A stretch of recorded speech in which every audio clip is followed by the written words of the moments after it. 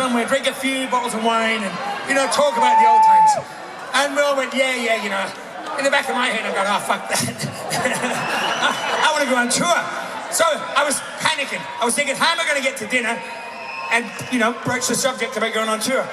So the boys had a few glasses of wines, everybody starts getting loosened up. And I said, do you want to go on tour? To my surprise, everybody said yes, straight away. So it was great. We didn't have to worry about it. And, you know, the dinner went great. We decided we're going on tour. That night, I went home and I slept really well for about the first time in about 45 years.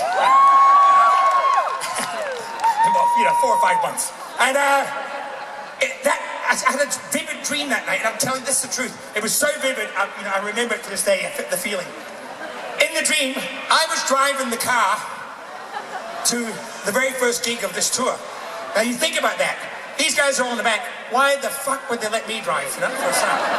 Anyway, I'm driving the car, everything's going well, they're all sitting around, the radio's playing, everybody's happy.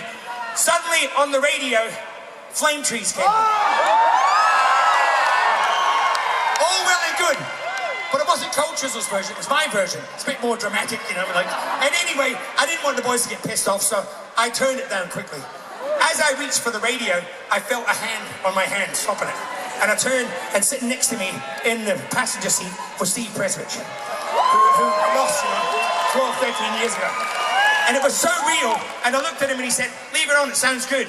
And at that point, I woke up. And it was about 4 in the morning, I remember looking at the clock, and I sort of slipped out of bed, went downstairs in the dark, made myself a cup of coffee, and I sat there, and I just wanted to keep the feeling of my dear friend close to me for as long as I could. It was really special.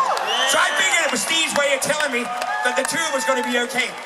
Either that or he was just fucking with me. I'm not sure. But, so we're going to do that song right now. It was written by Don and Steve.